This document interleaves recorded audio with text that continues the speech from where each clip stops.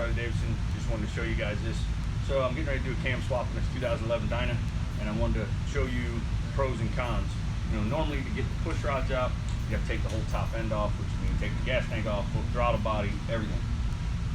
That's beneficial if you already have a leak in an upper rocker box or a head gasket leak, something like that. You can take care of the whole problem.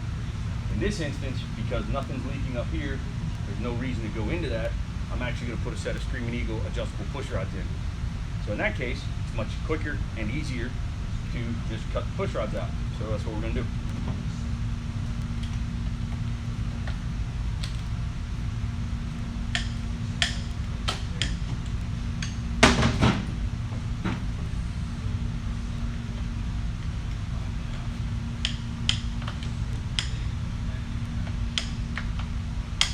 Well, provided the bolt cutters actually work. There we go. So now, push rod's out, and when I go to put the new ones in with the new cam, I can just put the adjustables in, thread them to what we need for lash, and press on.